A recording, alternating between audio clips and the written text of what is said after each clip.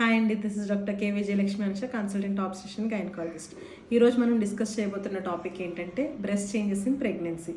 అంటే pregnancy confirm అయిన తర్వాత మనకి బ్రెస్ట్లో జరిగే సాధారణ మార్పులు ఏంటి అనేది ఇప్పుడు మనం మాట్లాడుకుందాం. ఇవన్నీ కొన్ని హార్మోనల్ చేంజెస్ వల్ల జరుగుతూ ఉంటాయండి. ఇప్పుడు నేను చెప్పబోయే మార్పులన్నీ కూడా ప్రెగ్నెన్సీలో సాధారణమే. ఫస్ట్లీ సైజ్ పెరుగుతూ ఉంటుంది. దానివల్ల కొంచెం హెవీగా ఉండడం, ఫుల్నెస్ ఉండడం అది మనం గమనించవచ్చు అనమాట.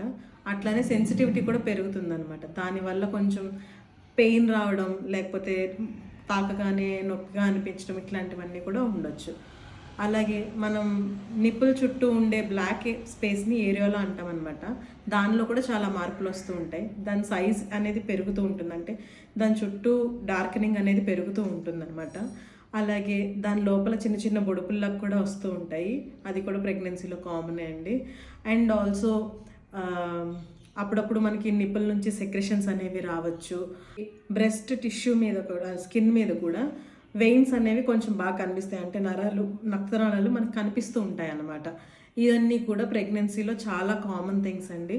ఇవన్నీ మనకి ప్రెగ్నెన్సీలో జరిగే హార్మోన్స్ చేంజెస్ వల్ల జరుగుతూ ఉంటాయి. ఇవి ఏ మార్పులు ఉన్నా కూడా మీరు ఏమి కంగారు పడాల్సిన అవసరం అయితే లేదు. Thank you.